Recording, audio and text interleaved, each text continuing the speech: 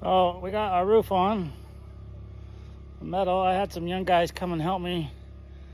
And you see back over there, I didn't put the very last piece on yet. So we have that, but the house is dried in. That's all that really counts right now. So we got most of the metal on, I'll say. Right there, that big silver pile right here, that's my insulation. And I still can do this right. Yeah. Still got to do this little roof here. I'm gonna have the boys do it. I was short on the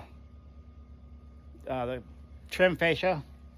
I have it now, so we can get started on that here pretty quick. Yeah, it's coming together. Our lumber piles are pretty much all gone, so we're ready to order some more wood. So we walk in here, the Arctic entry. And then of course into the main house. So I'll show you what we got going on in here. So see that pile of wood there? That's all the this is the fascia trim for the Arctic entry, 1x8, or it's 1/2 inch by 8 or something, 7 7/8. Smart lap. It's got a wood grain texture. These are my corner pieces, and I'm putting a belly trim, and I got a few other spots. I think I'm going to trim that rake where the Arctic entry meets this house. Just because I didn't, I kind of goofed the cut that goes up, that rake cut, and I don't think I'm gonna be able to slip my siding back behind, the flashing back behind the siding like I wanted to. So I think what I'll do is I'll just nail the flashing to the siding and then trim the top of the flashing out. It'll work. I've done it that way before. If you look over here, here's some more painted trim there. So I'm sure some people know this. So this trim here, if you look at it, this is narrower than this. Maybe I can I'll stick a piece on there so you can see the difference. And it's really convenient because the reason for that is these are corner pieces. So when you do a corner, anytime you do unless you miter, if you want to take the time to miter on a table saw, that's fine too.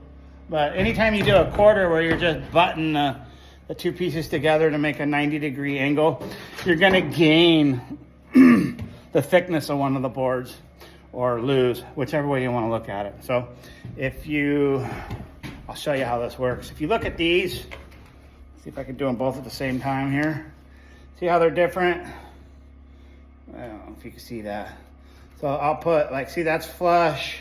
And see how much wider the bottom one is than the top one. So what that does is, I can lay it out here without destroying everything. I'm just trying to show you guys what that does. I got a drum roll button that I could hit. That would be pretty cool.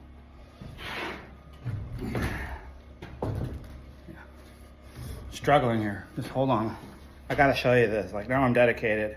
So what that does is, if you look at this, so when you put the two pieces together, this 2 3/4 plus 3/4 here equals 3.5, which is what this top piece is 3.5. So that's it's cool. It's cool that they do that the smart LP, smart lap, smart side, whatever you want to call it, company does that, because I know any other trim applications that I've used in the past, like when we're just trimming out with wood, you got to rip that off so that your corner, one side of the corner doesn't look wider than the other. I think that's so cool they do that. So, and they send all this pre-primed, so you just blast some paint on it and you're good to go. This paint that we got, I was told by my painter, who just also happens to be my brother-in-law, whoops, that this is like the best paint you can get. So, went to Sherwin-Williams and bought, it's called,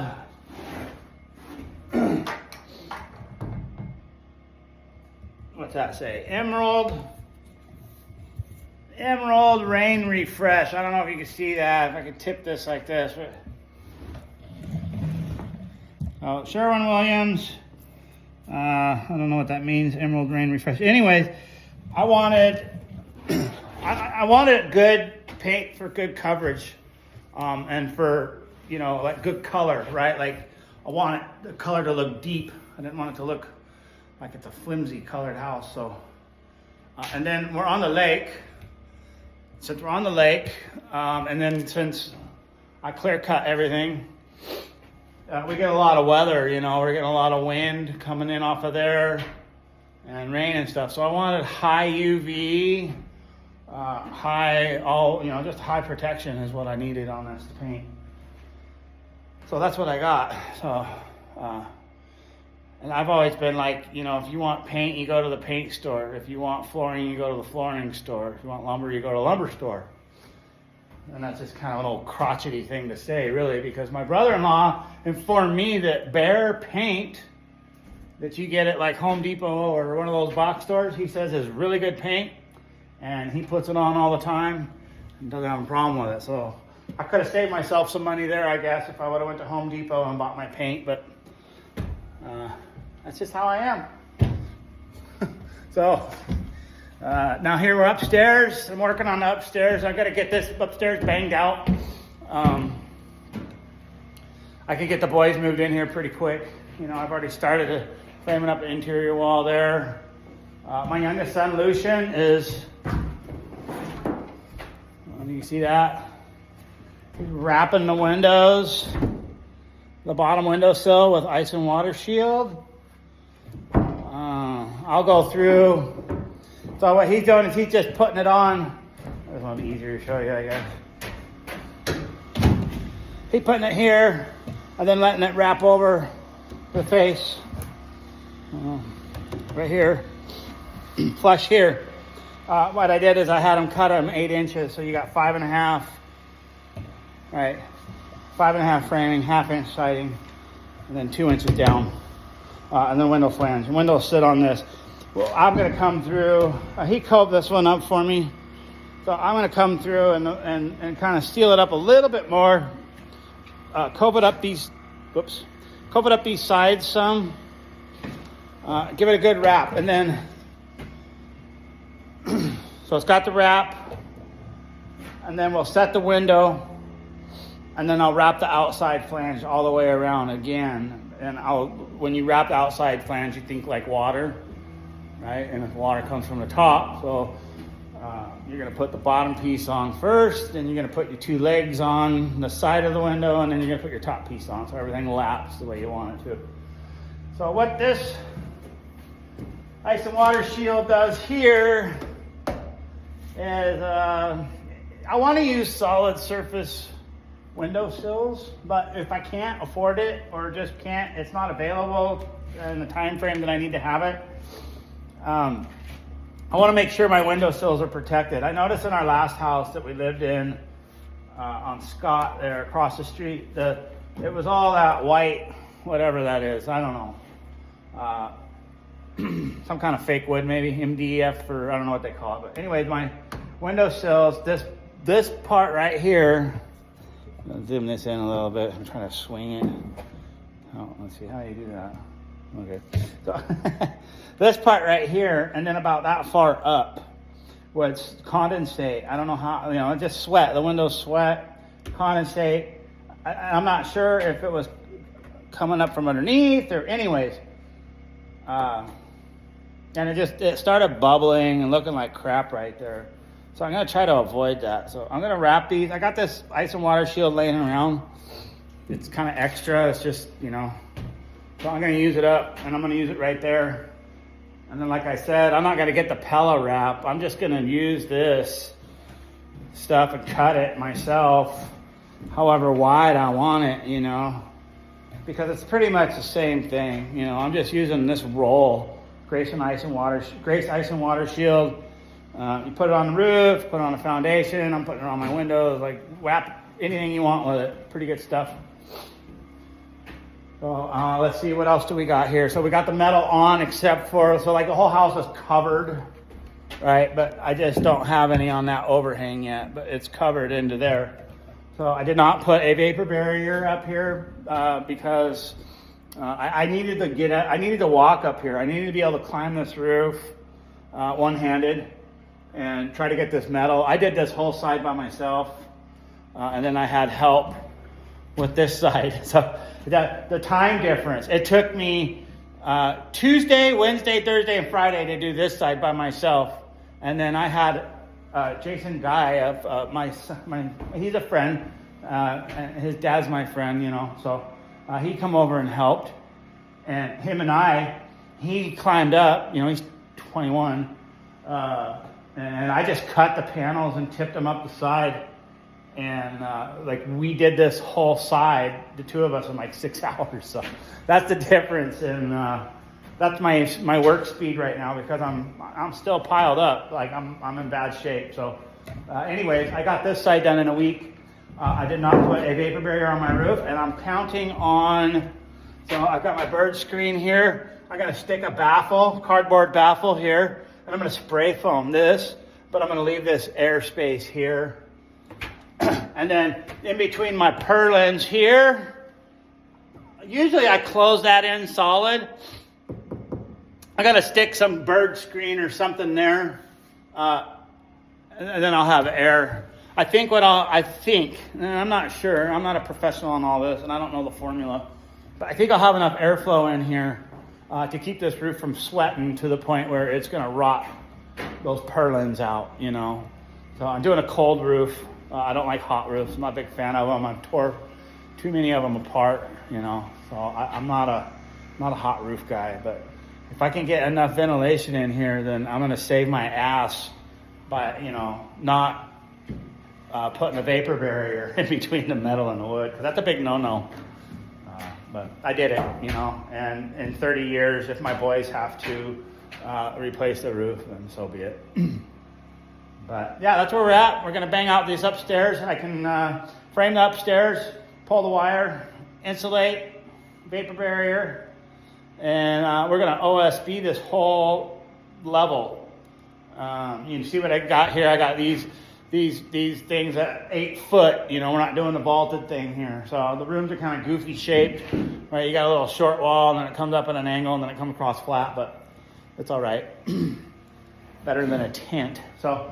Gonna frame this up. I still gotta lock this wall in here, but so yeah, I'm gonna OSB everything. I'm gonna prime the dog shit out of the OSB. I mean, really just give it the what for, and then I'm gonna texture it like I would regular sheetrock, and then I'm gonna paint it, and it'll be pretty awesome. I think. Anyways, I hate OSB. So anything cool you can do with OSB, I'm down. But I'm putting that up.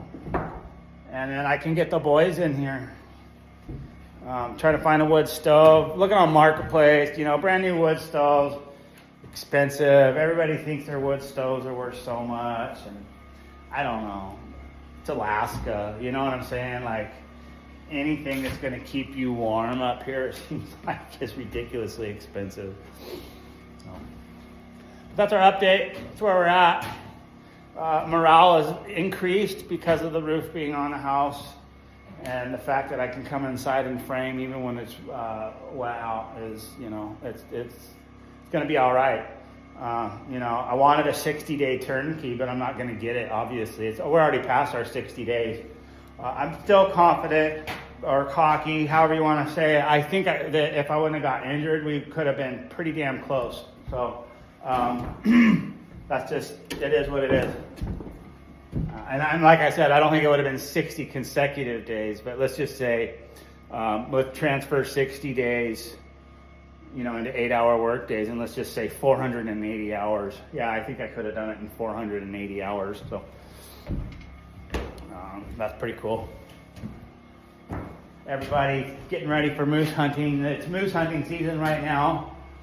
But if I'm gonna hunt, I don't hunt until the very end, and it's easier to get the moose to come out then. But there's people gearing up, heading out and doing it. We're having kind of a cool. This would be the excellent year to hunt because it's cold right now. Cooler. I'm not saying cold, but it's cooler this time of year, this year, than it has been in the last couple of years that I can recollect.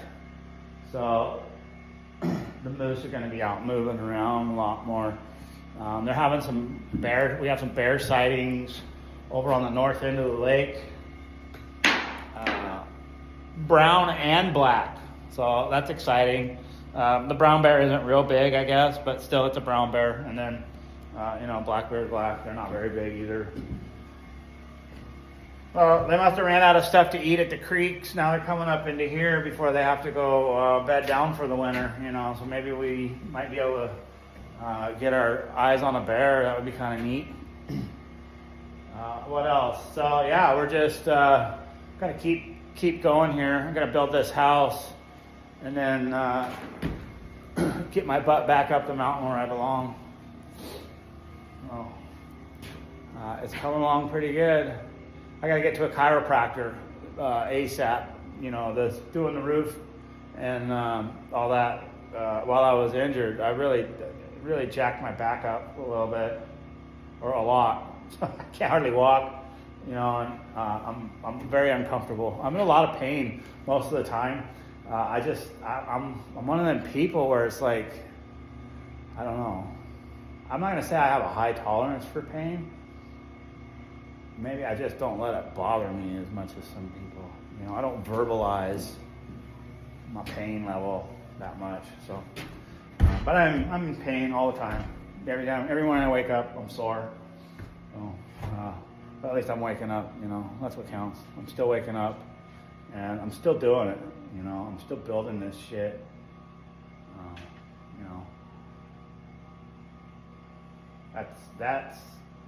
That's what makes a tough guy, is you get your ass kicked so many times, but you still just get up and you keep going. You know what I mean? You're not the one kicking ass, right? That's not a tough guy. That's just a lucky guy. Tough guy is the one getting his ass handed to him repeatedly, and he still gets up and he just keeps going. You know what I'm saying? And that's me. Maybe I'm a tough guy, right? I don't give up. I try not to give up, and I've been whooped in all different kinds of ways of life. A lot. I've been whooped a lot, and it's not because of a raw deal. I'm a meathead. That's all there is to it. I'm a meathead. I have a different way of thinking, and I think it's right, and most people think it's wrong. So,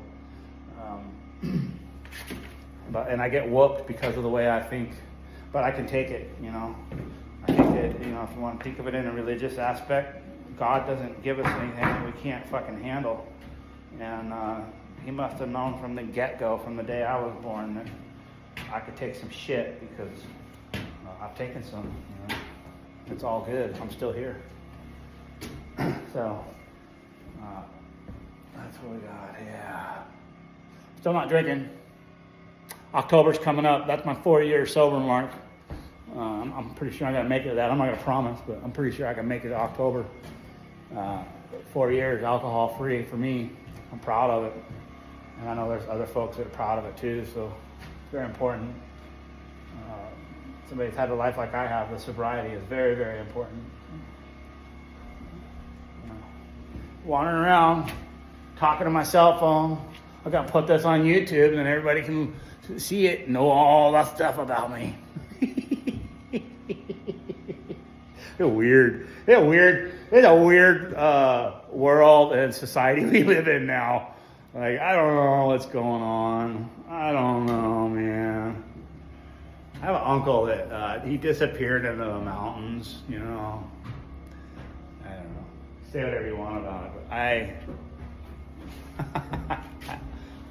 I feel him. So anyway, have a good day.